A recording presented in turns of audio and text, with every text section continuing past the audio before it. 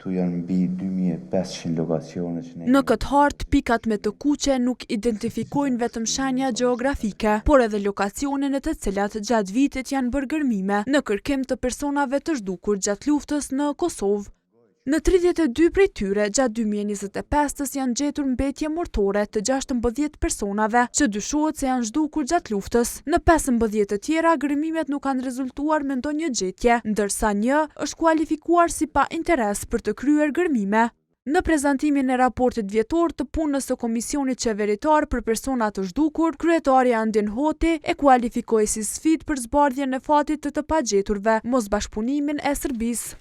Serbia po tenton të largojë këtë pikë nga termat e Firences, sepse ajo po tenton të ikë përgjithësisht që e ka mbi këtë çështje. Ne natyrisht nuk do të pajtohemi, nuk kemi pajtuar dhe nuk do të ndodhë një gjë e tillë. Ne do të vazhdojmë presionin tonë të vazhdueshëm bashkë me miqtanë ndërkombëtar, qoftë Shtetet Bashkuara të Amerikës, qoftë Bashkimin Evropian, qoftë Mbretërinë e Bashkuar, e cila ka qenë me ne gjatë këtyre viteve, që Serbia të pranojë patjetër hapjen e arkivave të klasifikuara kryesisht, në të cilat ne pretendojmë që përmban të dhënat për fatin e mbi 1571 personave që ne vazhdojmë i pas të zhdukur sot.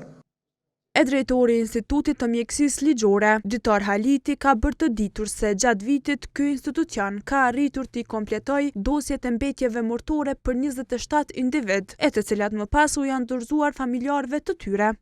Domethënë, gjatë këtij viti janë dorëzuar mbetjet mortore të 27 individëve, për të cilëve 16 janë në listën e personave të zhdukur. Në anën tjetër janë dërguar edhe mostra kockore gjatë ekzaminimit mjekëligjor, pra janë merren mostra kockore të cilat të dërgohen në ICMP ose në Komisionin Ndërkombëtar për Persona të Zhdukur, dhe 68 mostra kockore për analizë ADN-s i kemi dërguar gjatë këtij viti. Në anën tjetër kemi pranuar nga ICMP-ja 63 rezultate të ADN-s, përkatësisht 53, sepse 10 janë vetëm rezultate krahasimore.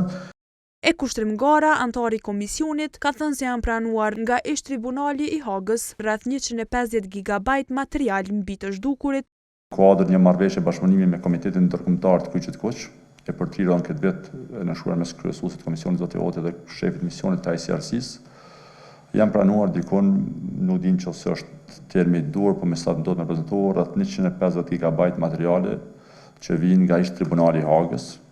Pra tribunali penal për krimet në Jugosllavi, dhe realisht në shumicën e lokacioneve, duke filluar nga lokacioni i fundit që edhe kemë përmbyll vitin, pra lokacionin e Ravec.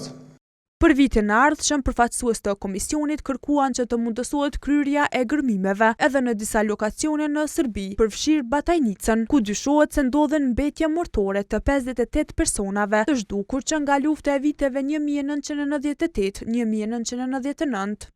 Nga kjo luftë të zhdukur janë ende afro 1600 persona.